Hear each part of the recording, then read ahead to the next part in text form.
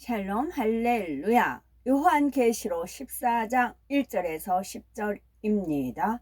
또 내가 보니 보라 어린 양이 시온산에 섰고 그와 함께 14만 4천이 서 있는데 그들의 이마에는 어린 양의 이름과 그 아버지의 이름을 쓴 것이 있더라. 내가 하늘에서 나는 소리를 들으니 많은 물소리와도 같고 큰 우레소리와도 같은데 내가 들은 소리는 검은 고 타는 자들이 그 검은 고를 타는 것 같더라. 그들이 보호자 앞과 내 생물과 장로들 앞에서 새 노래를 부르니 땅에서 속량함을 받은 14만 4천 밖에는 능히 이 노래를 배울 자가 없더라. 이 사람들은 여자와 더불어 더럽히지 아니하고 순결한 자라 어린 양이 어디로 인도하든지 따라가는 자며 사람 가운데에서 속량함을 받아 처음 익은 열매로 하나님과 어린 양에게 속한 자들이니 그 입에 거짓말이 없고 흠이 없는 자들이더라. 또 보니 다른 전사가 공중에 날아가는데 땅에 거주하는 자들 곧 모든 민족과 종족과 방언과 백성에게 전할 영원한 복음을 가졌더라. 그가 큰 음성으로 이르되 하나님을 두려워하며 그에게 영광을 돌리라. 이는 그의 심판의 시간이 이르렀음이니 하늘과 땅과 바다와 물들의 근원을 만드신 이를 경배하라 하더라. 또 다른 전사 곧 둘째가 그 뒤를 따라 말하되 무너졌도다 무너졌도다 큰 성 바벨론이여 모든 나라에서 그의 음행으로 말미암아 진노의 포도주를 먹이던 자로라 하더라. 또 다른 전사 곧 셋째가 그 뒤를 따라 큰 음성으로 이르되 만일 누구든지 짐승과 그의 우상에게 경배하고 이마에나 손에 표를 받으면 그도 하나님의 진노의 포도주를 마시리니 그 진노의 잔에 섞인 것이 없이 부은 포도주라. 거룩한 천사들 앞과 어린 양 앞에서 불과 유황으로 고난을 받으리니. 아멘. 요한계시록 강의 쉬운 세 번째 14만 4천의 전도자입니다. 14만 4천 명의 전도자에 대한 내용이 나옵니다. 7년 환란 중에 활동하게 될 이들 14만 4천의 전도자들은 사실 휴거되지 못하고 7년 환란에 떨어진 사람들입니다. 이들은 복음을 듣고도 마음이 강팍하여 주님을 영접하지 않은 사람들이 아닙니다. 또는 주님을 영접하고도 여전히 세상이 좋아서 세상과 짝하며 살았던 쭉정이 신자들과도 다르지요. 이들은 예수님에 대해서 잘 알지 못하여 제대로 믿을 만한 기회가 없었던 사람들입니다. 예수님에 대해 전혀 들어보지도 못했던 사람들도 있는 것이고요. 누군가 예수님에 대해 제대로 전해 주었다면 분명히 믿었을 사람들이라는 말이죠. 그것도 아주 뜨겁게 믿었을 사람들입니다. 그러한 기회를 얻지 못했기에 이들은 7년 환란 중에 떨어지고 맙니다. 이들은 이때부터 180도 변합니다. 휴거 사건을 보면서 또한 7년 환란을 맞으면서 이들은 선한 양심 속에서 하나님의 말씀이 참인 것을 깨닫게 됩니다. 예수 그리스도에 대해서 들었던 것이 진정 참이었다는 사실을 깨닫게 되지요. 설령 이전까지는 예수 그리스도에 대해서 몰랐다 해도 눈앞에 펼쳐지는 현실을 보면서 비로소 주님을 영접하게 되는 것입니다. 이들 14만 4천의 전도자들은 자신만 주님을 영접하는 데 그치지 않습니다. 휴거되지 못하고 이 땅에 남은 다른 사람들에게도 생명을 걸고 복음을 전하지요. 그만큼 선한 중심을 가졌음을 의미합니다. 자기만 믿고 구원받으려 하는 것이 아니지요. 복음을 전하면 자신의 생명이 위험에 처할 것을 알면서도 어찌하든 한 사람이라도 더욱 함께 구원받게 하려는 마음입니다. 하나님께서는 전 세계에서 이러한 마음과 중심을 가진 사람들을 택하여 복음을 전할 일꾼으로 인쳐 주시지요. 그 수가 14만 4천 명인 것입니다. 그리고 이들 14만 4천 명의 전도자들을 통해 14만 4, 1 더하기 4 더하기 4 하면 9예요. 통해 수많은 사람들이 구원을 얻게 됩니다. 이들이 주어진 시간 동안 열심히 복음을 전하다가 대부분이 죽음을 맞게 되지요. 악한 사람들에 의해서 죽음을 당하기도 하고 7년 환란의 갖가지 재앙 속에서 죽음을 맞기도 합니다. 생명의 위협을 무릅쓰고 이들은 끝까지 믿음을 지키며 사명을 감당합니다. 복음을 위해서 죽도록 충성한 것이지요. 그래서 하나님께서도 바로 이들의 죽음을 순교로 인정하시고 3천층의 영광을 허락해 주십니다. 이러한 14만 4천 명의 전도자들을 다시 한번 언급하고 계시지요. 요한계시록 14장 1절에 또 내가 보니 보라 어린 양이 시온산에 섰고 그와 함께 14만 4천이 섰는데 그 이마에 어린 양의 이름과 그 아버지의 이름을 쓴 것이 있도다. 이때 14만 4천의 전도자들은 더 이상 7년 환란에 이 땅에 있는 것이 아닙니다. 시온산에 어린 양과 함께 섰다 하였죠. 이때는 이미 순교하여 우리 주님과 함께 거룩한 곳에 있다는 말입니다. 그들이 어린 양과 함께 섰다는 것은 그들이 주의 이름으로 순교했기에 받는 영광이 얼마나 큰지를 나타내지요. 주님께서 친히 그들을 맞이하여 함께해 주신다는 사실입니다. 다음으로 그 이마에 어린 양의 이름과 그 아버지의 이름을 쓴 것이 있도다 하였습니다. 7년 환란에 살아남은 이 땅의 사람들 대부분은 손이나 이마에 짐승의 표를 받지요.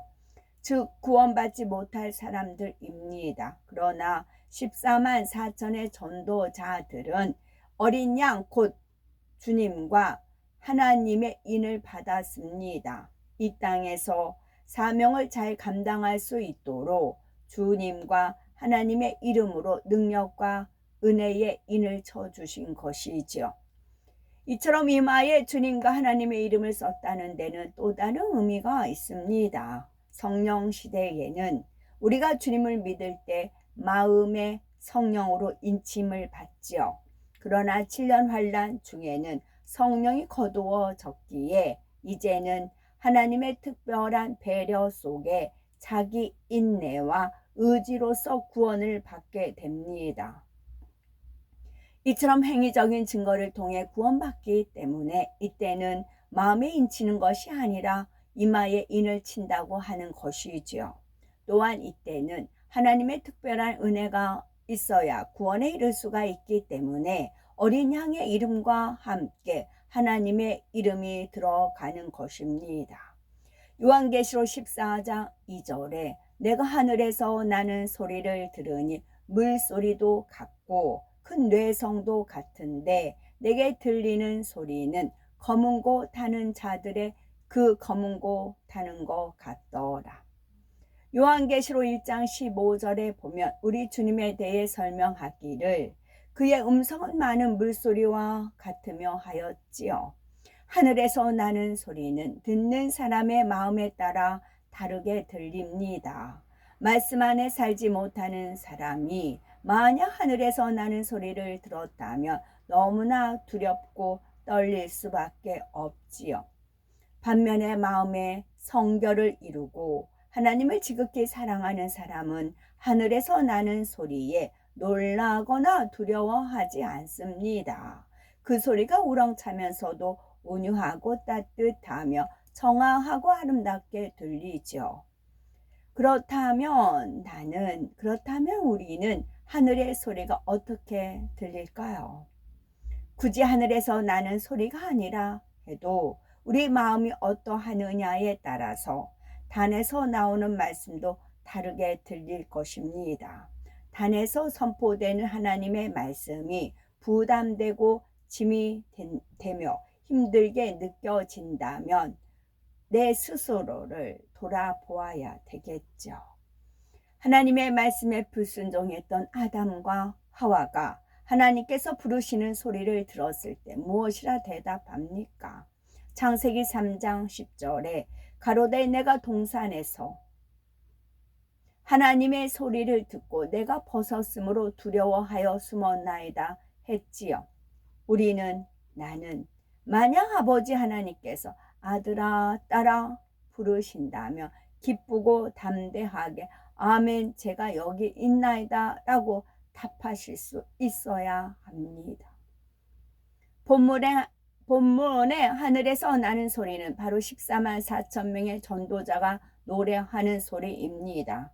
그들의 노래소리가 많은 물소리와도 같고 큰 뇌성과도 같았던 것이지요. 이러한 표현을 통해 우리는 그들의 마음이 얼마나 주님을 닮았는지 알 수가 있습니다. 그들은 주를 위해서 순교할 수 있을 만큼 그 마음이 진리 안에서 깨끗한 사람들이지요. 그와 같은 깨끗하고 아름다운 마음을 가졌기에 그들이 울리는 찬양 소리가 맑고 우렁차며 청아하게 들렸던 것입니다. 또한 큰 뇌성 같다라는 것은 그들에게 있는 권세를 나타내지요. 마음을 선과 진리로 지키며 순교하기까지 하나님의 섭리를 이루어 드렸기에 천국에서 그들이 누릴 권세가 큰 것입니다. 7년 환란 중에 순교한 14만 4천 명의 전도자들은 3천층에 들어가게 됩니다. 경작을 잘 받아 성결을 이루고 믿음의 4단계에 이른 자녀들과 동등한 자격을 얻게 되지요. 하지만 휴거 전에 마음을 영으로 일구어 3천층의 자격을 얻은 사람과 7년 환란 중에 순교하여 자격을 얻은 14만 4천 명과는 마음의 차이가 있습니다. 한 가지 비유를 들면 갑이라는 학생과 을이라는 학생이 있습니다. 갑이라는 학생은 대도시에서 초등학교, 중학교, 고등학교를 다녔지요. 반면에 을이라는 학생은 학교가 없는 섬마을에 사는 학생이었습니다. 그래서 을이라는 학생은 초등학교, 중학교, 고등학교 과정을 혼자 배워야 했지요. 그것도 정규적인 과정을 거친 것이 아니라 짧은 시간 안에 속성으로 배우게 되었습니다. 이때 두 학생 모두 같은 과정을 거쳐 배우고 똑같이 고등학교를 졸업할 자격을 얻었다 해도 둘에게는 많은 차이가 있습니다. 을이라는 학생은 학교 생활을 통해서 지식 이외에 얻을 수 있는 부수적인 경험을 전혀 하지 못했기 때문이지요. 같은 반 친구가 있었던 것도 아니고 선배 후배가 있었던 것도 아니며 단체 생활을 해볼 수 있는 기회도 없었습니다. 따라서 을이라는 학생은 갑이라는 학생과 비교할 때 경험이나 정서, 마음 씀씀이가 다를 수 있지요. 꼭 이런 경우와 똑같다고는 할 수 없지만 14만 4천 명의 전도자의 경우도 좀 비슷합니다.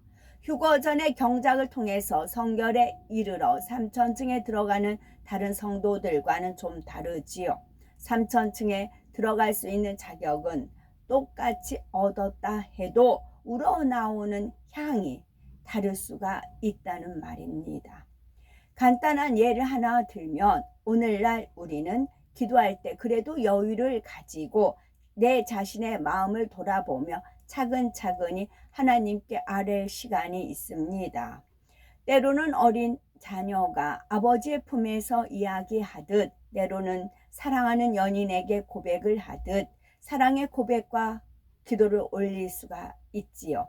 날마다 그러한 기도를 통해 아버지 하나님, 주님 또 성령님과 사랑과 신뢰를 쌓아 나갈 수가 있습니다.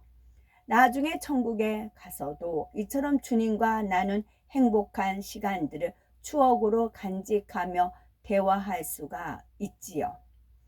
그런데 7년 환란 중에 사역하는 전도자들은 기도를 한다 해도 좀 다릅니다. 그들은 이미 성령이 거두어진 상태에서 언제 잡혀서 순교할지 모르는 긴박한 상황 속에 살아갑니다. 그들에게 주어진 시간은 한정되어 있기에 그 안에 어떻게든 이 복음을 전하고자 하는 뜨거운 사명감으로 불타고 있지요. 이러한 상황에서 오늘날처럼 편안하게 사랑을 고백하며 추억에 남을 시간을 쌓아가기란 쉽지가 않습니다. 물론 하나님께서 14만 4천 명에게는 특별한 은혜와 능력으로 인쳐 주시지요. 그래서 충만함이나 열정이 식지 않고 순교의 순간까지 사역을 감당할 수가 있습니다. 아무리 그렇다 해도 늘 죽음의 위협에 있는 긴박한 상황 속에서 오늘날과 같은 신앙생활을 하기란 어렵습니다.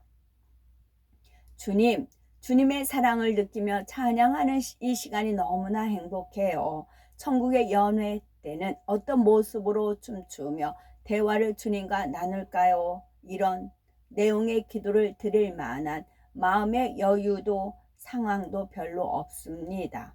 날마다 들려오는 재앙과 핍박의 소식을 접할 때마다 더욱 비장한 각오를 다져야 하지요.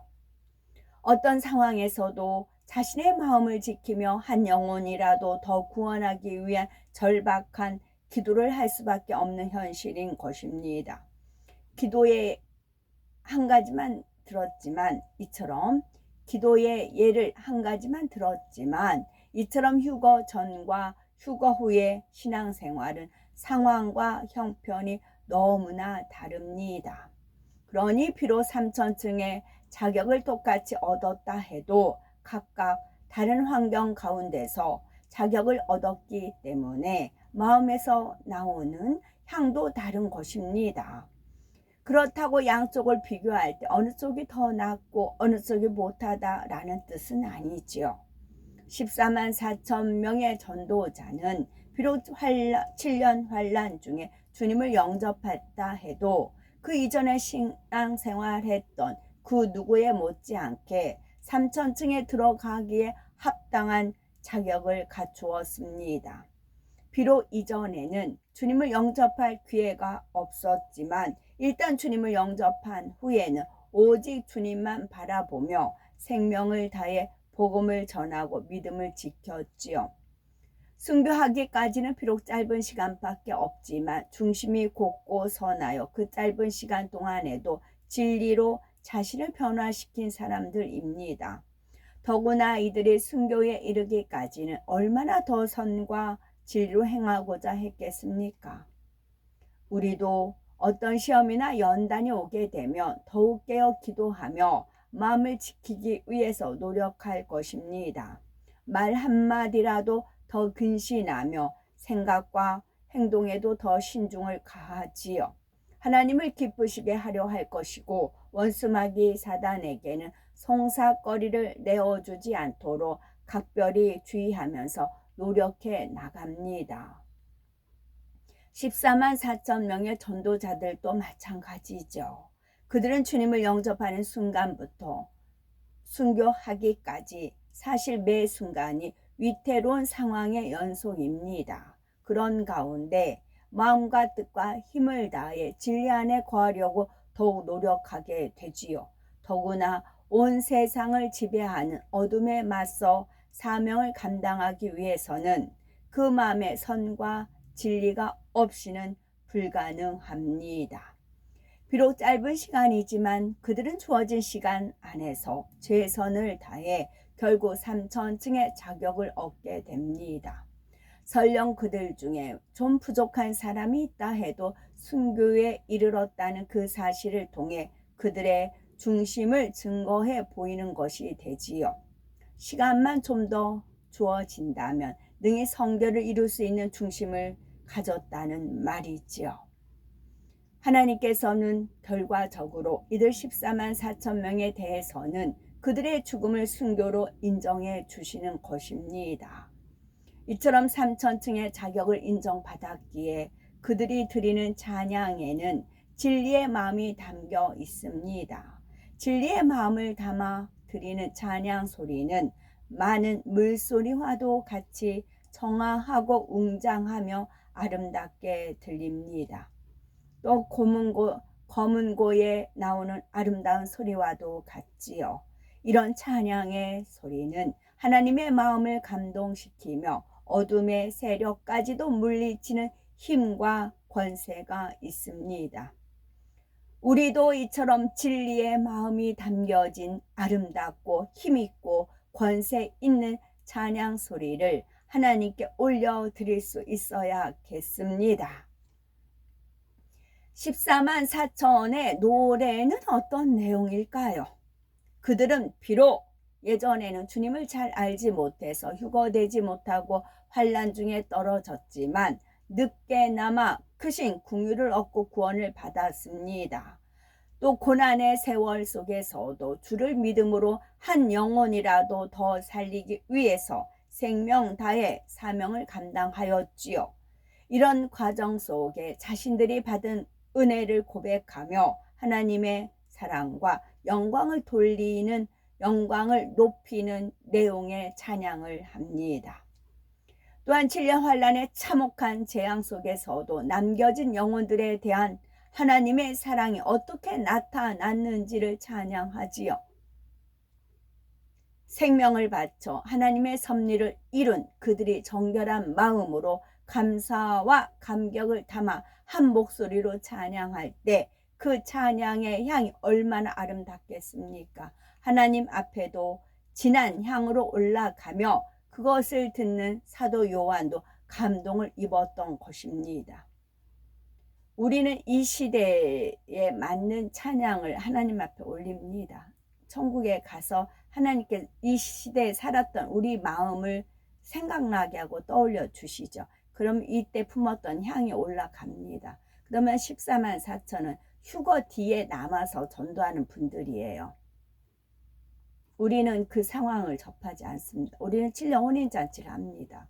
혼인잔치에 임했을 때 감동과 감화와 은혜와 충만함과 하나님의 사랑과 풍성한 모든 것을 우리 7년 혼인잔치에 느낍니다. 14만 4천은 이 땅에서 7년 환란을 겪습니다. 향이 또 틀려요. 우리는 14만 4천 그분들이 갖는 향을 가질 수가 없어요. 그것은 그분들 거예요. 우린 우리 것이 있어요. 7년 혼인잔치 때 향이 있어요. 그럼 천국에 가면 14만 4천이 올리는 찬양이 있고요. 우리가 올리는 찬양이 있어요. 다 각자 자기 몫인 겁니다. 대신 14만 4천은 3천층의 영광을 주어지는 것이지요. 저도 제가 누군지 알고 제가 무엇을 해야 되는지 알고 제가 어딜 가야 되는지 알고 궁극이 무엇인지 저는 알아요. 왜냐하면 죽었다가 살아나 죽었을 때 이미 그것을 알려주셨기 때문에 죽었을 때 이제 알려주셨기 때문에 다시 이제 이 마지막 때 같이 더불어 이렇게 올라가야 되잖아요. 그러기 때문에 다시 이제 살아나서 이렇게 되는 거잖아요. 근데 이제 타임이 이 마지막 때가 있기 때문에 25년이라는 세월이 이제 그렇게 된 거고, 마찬가지로 14만 4천 명도 마찬가지. 그 중에 두 증인 중에 한 분 증인 그분이 본인의 그거를 확실히 하시더라고요. 그분은 본인이 누군지도 알고 확실히 무엇을 할지도 확실히 아는 겁니다. 14만 4천도 마찬가지. 이미 하나님 말씀을 알았기 때문에. 그래서 그 말이 제가 설교의 은혜를 받은 부분이 마리아, 동정녀 마리아가 천사가 왔을 때 말씀대로 이루어지다 이제 그렇잖아요. 그거는 그 애원에 주님께서 어떻게 처녀한테 잉태하는 그 애원가 있잖아요. 그 애원을 말씀을 알았기 때문에 얼른 수긍하고 받아들였다. 그런 표현을 쓰셨어요. 마찬가지예요. 14만 4천도 하나님 말씀 속에 14만 4천이 있다라고 했기 때문에 그 무리 중에 본인이 속한다는 걸 알아요. 그래서 능히 감당을 하는 것입니다. 요한계시록 14장 3절에 저희가 보좌와 내 생물과 장로들 앞에서 새 노래를 부르니 땅에서 구속함을 얻은 14만 4천인 밖에는 능히 이 노래를 배울 자가 없더라. 이들 14만 4천이 부르는 찬양은 구원받은 다른 성도들의 찬양과는 구별이 됩니다. 물론 7년 환란 전에 구원받고 휴거된 성도들도 각 사람의 마음에 따라 찬양의 향이 서로 다르지요. 막달라 마리아와 동정녀 마리아의 향이 다르고 사도 바울과 아브라함의 찬양의 향이 다릅니다. 평안한 가운데 하나님과 동행했던 에녹과 수많은 백성을 인도하며 험난하게 광야 생활을 한 모세가 올리는 찬양의 향이 어찌 같겠습니까?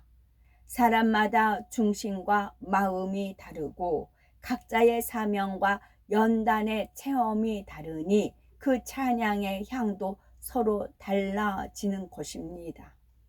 그런 중에서도 14만 4천 전도자의 찬양은 아주 특별히 구별이 됩니다. 앞에서도 말한 것처럼 그들은 3천층에 들어온 모든 성도들 중에서도 너무나 특별한 과정을 겪은 사람들이기 때문이지요. 이미 구원의 문이 닫힌 상태에서 뒤늦게 구원받은 그들의 감사와 감격의 마음이 진한 찬양의 향으로 나오게 됩니다. 7년 환란의 그 참혹한 상황 속에서 매 순간 생명의 위협을 무릅쓰고 복음을 전했던 그들의 마음을 누가 알겠습니까? 그 특별한 체험을 직접 해본 사람 외에는 알 수가 없는 것입니다. 그래서 14만 4천인 밖에는 능히 이 노래를 배울 자가 없다 하신 것입니다. 요한계시록 14장 4절에 이 사람들은 여자로 더불어 더럽히지 아니하고 정절이 있는 자라 어린 양이 어디로 인도하든지 따라가는 자며 사람 가운데서 구속을 받아 처음 익은 열매로 하나님과 어린 양에게 속한 자들이니. 여기서 여자란 영적으로 세상을 뜻하지요. 여자로 더불어 더럽히지 아니하고 정절이 있다는 것은 어둡고 음란한 세상을 본받지 않으며 비진리와 타협하지 않았다는 뜻입니다. 눈앞의 위협을 두려워하지 않고 정욕적이거나 육적인 평안함에 마음을 빼앗기지도 않았죠. 오직 자신들의 사명을 다하기 위해서 온 힘과 생명을 다해 분주히 뛰었습니다. 어린 양이 어디로 인도하든지 따라간다는 말씀처럼 오직 주님의 뜻을 따라 순교의 자리까지 갔지요. 이들은 사람 가운데서 구속을 받아 처음 익은 열매로 하나님과 어린 양에게 속한 자들이라 했습니다. 여기서 사람 가운데라는 말은 아담 이후로 모든 사람 중에서가 아닙니다. 7년 환란 중에 있는 사람 가운데서 구속을 받아서 처음 익은 열매라는 뜻이지요. 이들은 복음을 잘 알지 못해서 휴거받지 못했지만 7년 환란이 눈앞에 펼쳐지는 것을 볼 때 신속히 회개하고 주님을 영접합니다. 다른 사람들에게도 복음을 전파하지요. 원치 않는 순교를 억지로 하는 것이 아니라 하나님의 뜻을 쫓아 섭리 가운데 순교하게 됩니다. 기꺼이 이 사명을 감당할 수 있는 중심들이지요. 하나님께서는 그 중심을 보시고 땅에 떨어진 많은 영혼들을 구원으로 인도하도록 그들을 전도자로 뽑아서 인치신 것입니다. 이처럼 이 땅에 남은 사람들 중에 남들보다 먼저 주님을 영접하고 하나님의 섭리 가운데 사명을 감당하였지요. 그래서 이들은 처음 익은 열매라 했고 또 하나님과 어린 양에게 속한 자라 한 것입니다. 이들 14만 4천 명의 전도자가 순교하고 나서도 이 땅에는 믿는 사람들이 여전히 남아 있습니다. 이들은 이제 자신들의 의지로서 끝까지 적그리스도에게 대항하고 순교하여 구원에 이르러야 하지요. 이렇게 전도자들의 전도를 받고 주를 영접한 사람들과 혹은 쭉정이 신자였다가 뒤늦게 회개한 사람들은 설령 순교한다 해도 낙원밖에 갈 수가 없습니다. 이처럼 순교하여서 낙원에 가는 사람들 중에도 어떤 사람은 비교적 일찍 순교하기도 하고 어떤 사람은 끝까지 고난받다가 순교하기도 합니다. 짐승의 표를 받지 않기 위해서 끝까지 버텨야 하는 사람들은 참으로 견디기 힘든 고통을 겪고 순교하지요. 이때는 육의 생명이 오래 붙어 있는 것보다 오히려 일찍 순교에 이르는 것이 복입니다. 그렇다면 왜? 누구는 좀 수월하게 일찍 죽임 당하고 누구는 오래 살아남아 많은 고난을 당하게 될까요? 이것도 철저히 하나님의 공의에 따른 결과입니다. 각 사람이 쌓은 선악의 정도와 의심하는 정도에 따라 순교하는 시기에도 차이가 나는 것입니다. 먼저 순교할 수 있는 은혜를 입었다면 그래도 하나님 앞에서 그만큼 선과 진실을 쌓은 것이 있다는 의미이지요. 반면에 이전에 악을 많이 쌓았을수록 구원의 값으로 치루어야 할 대가도 큰 것입니다. 요한계시록 14장 5절에 그 입에 거짓말이 없고 흠이 없는 자들이더라. 이는 그들이 얼마나 진리 가운데 살았는지 다시 한번 확인할 수 있는 말씀입니다. 야고보서 3장 2절에 우리가 다 실수가 많으니 만일 말에 실수가 없는 자면 곧 온전한 사람이라 능히 온몸도 굴레 씌우리라 했습니다.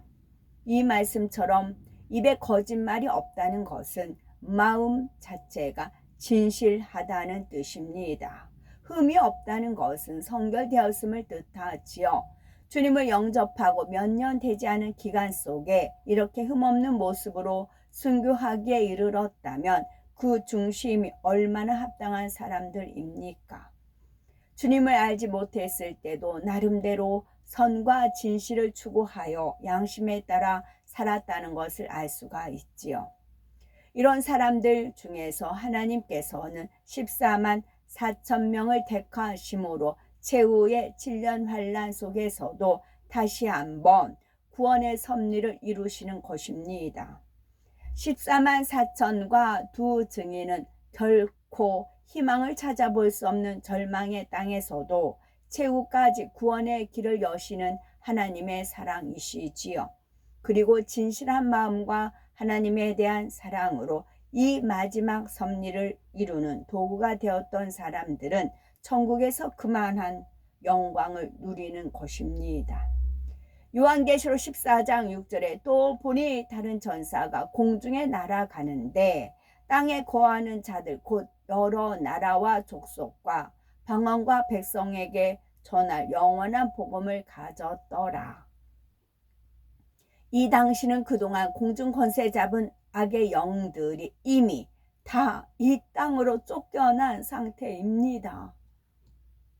그러므로 이제 공중은 하나님께 속한 영역이 되었죠. 인간 경작의 기간 동안 하나님의 섭리 가운데 잠시 내어주었던 공중이 다시 하나님께 속한 빛의 영역이 된 것입니다. 이 공중을 천사가 날고 있는데 그는 땅에 거하는 자들 곧 나라와 민족과 족속과 언어에 상관없이 모든 사람에게 전할 영원한 복음을 가졌습니다. 베드로전서 1장 24에서 25절에 보면 그러므로 모든 육체는 풀과 같고 그 모든 영광이 풀의 꽃과 같으니 풀은 마르고 꽃은 떨어지되 오직 주의 말씀은 세세토록 있도다 하였으니 너희에게 전한 복음이 곧 하나님 말씀이니라 했습니다. 우리를 영원한 생명으로 인도하는 이 복된 소식, 즉 진리인 하나님의 말씀은 영원히 변하지 않습니다. 하나님의 말씀만이 오직 참이기에 이 말씀대로 모든 것이 이루어져 왔고 지금도 그대로 이루어지고 있으며 앞으로도 그럴 것입니다.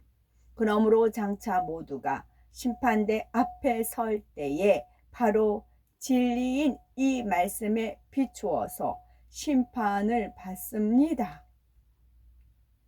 요한복음 12장 48절에 나를 저버리고 내 말을 받지 아니한 자를 심판할 이가 있으니 곧 나의 한 그 말이 마지막 날에 저를 심판하리라 말씀하셨지요. 바로 예수님께서 이 땅에서 하신 말씀, 곧 하나님의 말씀으로 심판하게 된다는 말입니다. 그렇다면 혹여라도 누군가가 마지막 심판 날에 나는 복음에 대해서 듣지 못해서 못 믿었습니다, 이렇게 말할 수가 있을까요? 그렇지 않습니다. 하나님께서는 땅에 거하는 모든 자들에게 복음을 접할 수 있는 기회를 주셨지요. 7년 환난 중에도 얼마든지 기회를 주십니다. 사람들 스스로가 그 기회를 잡지 않을 것뿐이지요. 사실 7년 환난의 막바지에 이른 이 시점이 되면 이 땅에 있는 사람들 중에 복음을 듣지 못한 사람은 거의 없습니다. 휴거 사건 전에도 이미 복음을 접할 기회는 많았지요. 거기다가 휴거 사건을 통해 전 세계는 다시 한번 복음을 접할 기회를 가집니다. 기독교에서 말하는 휴거 사건이 실제로 일어나는 것을 보았기 때문이지요. 그러면서 복음에 대해서 예수 그리스도에 대해 심판과 천국과 지옥에 관해서 관심을 가집니다. 또한 7년 환난 동안에 14만 4천의 전도자들이 전 세계를 누비며 열심히 복음을 전합니다. 여기에다 두 증인까지 등장하여 놀라운 권능과 함께 복음을 전하지요. 이처럼 복음을 접할 수 있는 많은 기회들이 있었음에도 불구하고 그 기회를 잡는 사람은 많지 않습니다. 당장 눈앞의 유익과 생명에 대한 집착 때문에 대부분이 적그리스도에게 동조하고 말지요. 그러니 마지막 심판 날에 심판대 앞에 섰을 때 나는 복음을 듣지 못해서 못 믿었습니다, 이렇게 변명할 수 있는 사람은 아무도 없습니다. 물론 예외적으로 양심 심판에 적용을 받는 사람은 있지만 하나님께서는 영원한 복음을 모든 사람에게 주셨고 마지막 날에 바로 이 복음으로써 심판의 잣대를 삼으신다는 사실입니다. 요한계시록 14장 7절에 그가 큰 음성으로 가로되 하나님을 두려워하며 그에게 영광을 돌리라. 이는 그의 심판하실 시간이 이르렀음이니 하늘과 땅과 바다와 물들의 근원을 만드신 이를 경배하라 하더라 하였습니다. 우리는 하나님이 두려우십니까? 아니면 전혀 두렵지 않으십니까? 사실 하나님을 두려워하는 마음이 당연히 있어야죠. 다만 그 두려움이 어떤 종류의 두려움이냐 하는 것이 문제일 뿐이죠. 하나님을 두려워하는 마음에는 세 가지가 있습니다. 첫째는 하나님을 믿지 않는 사람의 마음에도 양심이라는 것이 있기 때문에 내심 신을 두려워하는 마음이 있습니다. 물론 신을 인정하는 사람의 경우이지요. 그러나 겉으로는 신을 인정하지 않는다 말해도 마음 한편으로는 혹시라도 신이 정말 있으면 어쩌지, 이런 두려운 마음이 있는 경우가 많습니다. 그래서 악을 행하거나 하늘을 우러러 부끄러운 일을 했을 때는 불안해하고 두려워하는 것을 볼 수가 있습니다. 둘째로 믿는 사람 중에 하나님을 두려워하는 경우로서 말씀대로 살지 못하고 죄를 짓는 경우입니다. 이런 사람은 하나님에 대해서 들었고 천국과 지옥에 대해서도 들었지요. 또 말씀대로 살아야 한다는 것도 압니다. 그럼에도 말씀대로 살지 못하여 어둠에 거하니 두려운 마음이 드는 것입니다. 물론 이런 경우는 그래도 믿음이 있다 할 수가 있지요. 믿음이 있기 때문에 죄를 짓고 어둠 가운데 살 때 두려워합니다. 하나님을 믿는다 하는 사람이 여전히 죄와 어둠 가운데 살아가고 그러면서도 두려움마저 없다 하면 이는 겨자씨만한 믿음도 없는 것입니다. 그러다 결국 양심에 화인 맞게 되기도 하고 하나님을 대적해 나가는 경우도 있죠. 세 번째로 하나님을 잘 믿는 사람도 그 마음에 하나님에 대한 두려움이 있습니다. 물론 이것은 앞서 말씀드린 두 가지 경우의 두려움과는 다르지요. 하나님을 경외함에서 나오는 두려움입니다. 어미하시고 전지전능하신 하나님을 알기 때문에 거기서부터 오는 두려움이지요. 우리가 하나님을 너무나 사랑한다고 해도 이러한 두려움은 있어야 합니다. 이러한 두려움이 있기 때문에 죄를 짓지 않는 것이고 더욱 성결되기 위해서 노력하지요.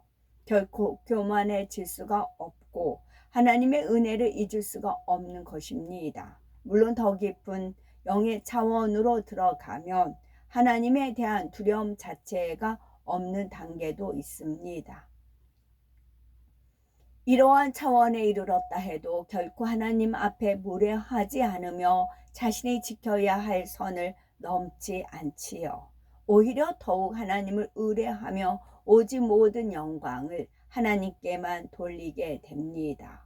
고린도전서 10장 31절에 그런즉 너희가 먹든지 마시든지 무엇을 하든지 다 하나님의 영광을 위하여 하라 라는 말씀대로 하나님의 영광을 위한 삶이 되지요. 본문의 공중에 나는 천사도 이는 그의 심판하실 시간이 이르렀음이니 하며 심판의 때가 가까웠음을 알리고 있습니다. 여기서 말씀하시는 심판하실 시간에도 크게 세 가지 의미가 있습니다. 첫째로 주님을 영접하지 않은 사람이나 비록 주님을 영접했다 해도 구원받을 만한 믿음이 없는 사람은 죽는 그 순간이 바로 심판의 시간입니다. 지금 당장 영혼을 부르시면 그 순간 지옥의 판결을 받는 것과 같기 때문이지요. 둘째로 심판하실 시간이란 7년 환란 동안에 이 땅에 임할 심판을 의미합니다. 7년 환란을 통해서 이 땅에 남은 사람들은 자신들의 행한 대로 그 값을 치르게 됩니다. 공의에 따라서 정확한 값을 치르지요. 그 값을 합당하게 치른 사람 중에는 이삭줍기 구원을 통해 구원에 이르는 경우도 있습니다. 반면에 이 7년 환란의 기간 동안 더 많은 악을 쌓음으로 다가올 마지막 심판 날에 그 값을 치를 사람도 있습니다. 셋째로 심판하실 시간이란 주님의 지상 재림의 때를 말합니다. 물론 정확하게 말하자면 백보자 대심판의 때가 마지막 심판의 시간이지요. 하지만 주님의 지상 재림과 함께 7년 환란이 막을 내리게 되면 사실 그때가 모든 심판을 위한 마지막 순간입니다. 지금 천사들이 마지막 심판하실 시간이 가까웠다고 경고하고 있지요. 그만큼 7년 환란이 막바지에 이르렀다는 의미입니다. 하나님은 모든 것의 시작이십니다. 이 땅과 천지 만물을 만드시고 인간 경작을 시작하신 분이 하나님이시지요. 그러므로 모든 역사가 마무리되는 것도 하나님의 뜻과 섭리 가운데 이루어집니다.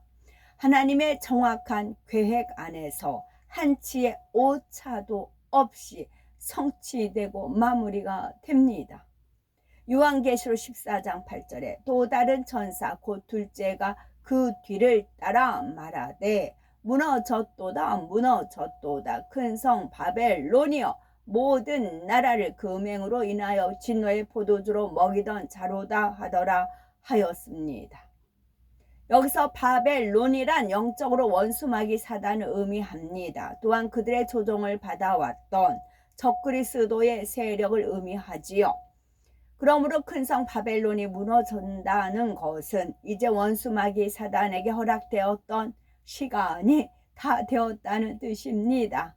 이미 공중으로부터 이 땅에 쫓겨난 그들의 최후까지 발악하던 것도 이제는 끝날 때가 되었다는 말입니다.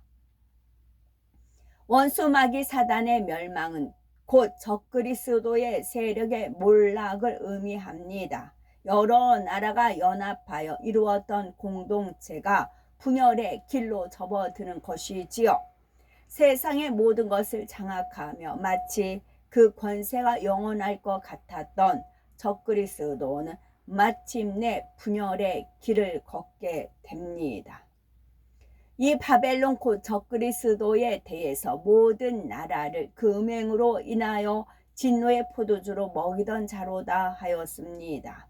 적그리스도는 전 세계를 주관해 가며 하나님을 대적하도록 만들어간 장본인입니다. 여기서 말씀하신 음행이라는 것이 하나님의 뜻과 반대되는 모든 것이지요.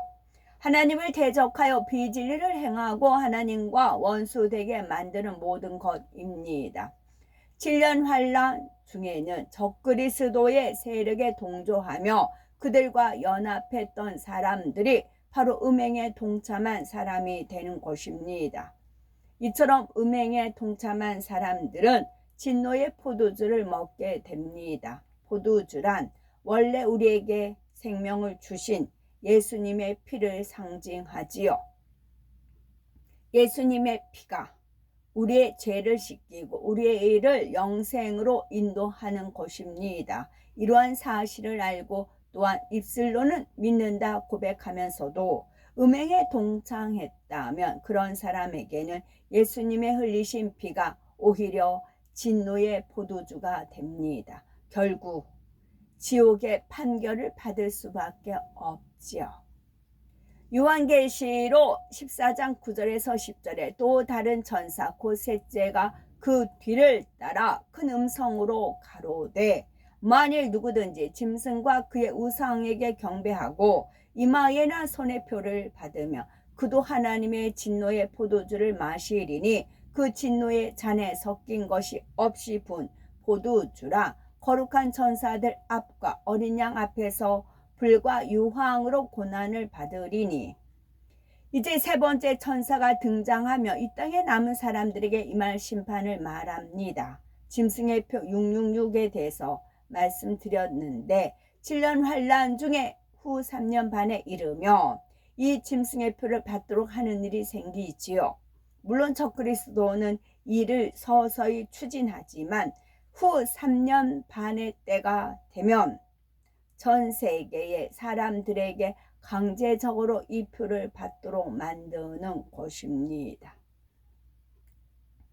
이 표를 받는 것은 적그리스도에게 동조한다는 뜻이며 결국 하나님을 대적하게 된다는 의미이지요.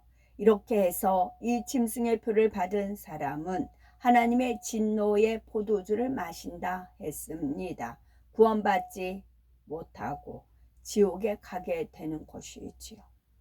이 진노의 잔에 섞인 것이 없이 부은 포도주라 하였습니다. 이는 어떤 용서나 궁율, 자비가 전혀 없이 하나님의 말씀 그대로 심판하신다는 뜻입니다.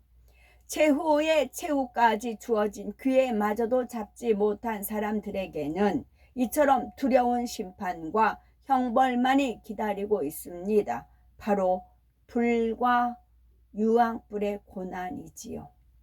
거룩한 천사들과 어린 양 앞에서 이러한 고난을 받는다 했습니다. 사람들이 이 땅에 살아가는 동안 믿는 사람이든 믿지 않는 사람이든 각 사람의 행위를 감찰하는 천사가 있습니다. 믿는 사람에게는 한 명의 천사를 더 붙여주셔서 하나님의 자녀를 도와주도록 하시는 것이죠. 각 사람에게 붙여진 천사는 사람들이 이 땅에 사는 동안에 모든 것을 기록합니다. 말과 행동, 생각과 마음에 품은 것까지도 낱낱이 기록하지요. 이것이 마지막 심판 날의 심판의 근거가 됩니다. 마태복음 12장 36절에 예수님께서 내가 너희에게 이르노니 사람이 무슨 무익한 말을 하든지 심판날에 이에 대하여 신문을 받으리니 했습니다. 각 사람의 일거수일투족과 심지어 생각과 마음까지 기록한 천사가 마지막 심판 날의 증인이 되는 것입니다. 만약 어떤 사람이 나는 그런 적이 없는데요 라고 한다면 이 천사가 나서서 자신이 기록했던 것을 정확하게 증거로 제시를 합니다. 그러니 이유나 변명, 핑계, 거짓말 등은 있을 수가 없습니다. 또한 어린 양이신 우리 주님도 심판대 앞에서 심판의 기준이 되어 주시지요.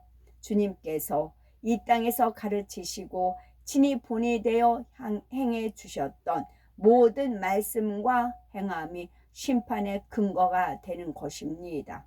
믿습니다. 고백하면서도 죄와 어둠 가운데 살았던 사람에게 주님의 말씀과 행함을 비추어 준다면 결코 아무 말도 할 수가 없는 것이죠.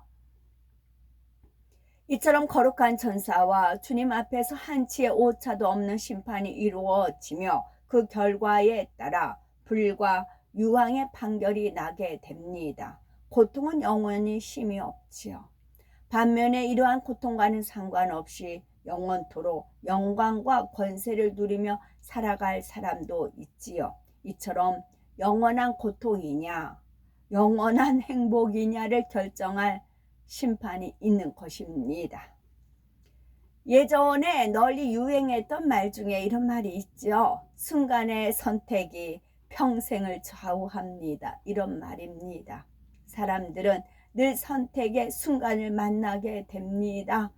한번 선택을 잘못하고 나면 그것으로 끝나는 경우도 있지만 그 다음 선택의 순간의 결정에 따라 다시 회복할 수 있는 경우도 있는 것입니다. 순간의 선택이 평생을 좌우합니다. 뭔가를 선택했을 때 후유증을 생각을 하세요. 후유증.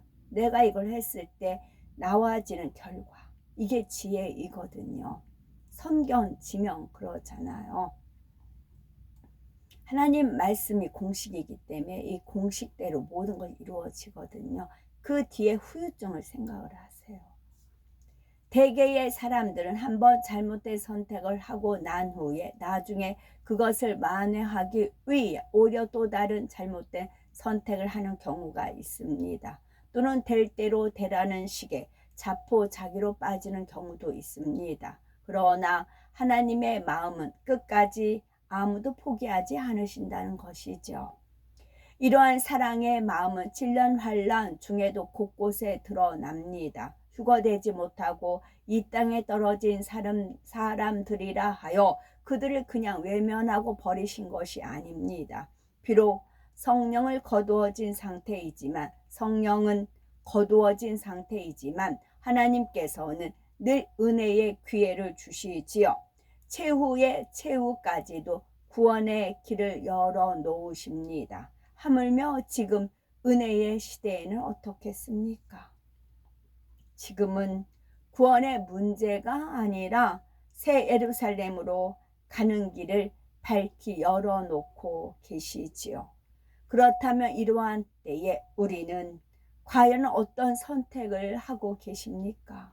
매 순간의 선택이 새 예루살렘을 향해 가는 길인지 아니면 오히려 뒷걸음치는 길은 아닌지 돌아보시기 바랍니다. 이제는 우리의 한 걸음 한 걸음이 오직 천국 새 예루살렘을 향해 힘차게 전진하셔야 되겠습니다. 아멘.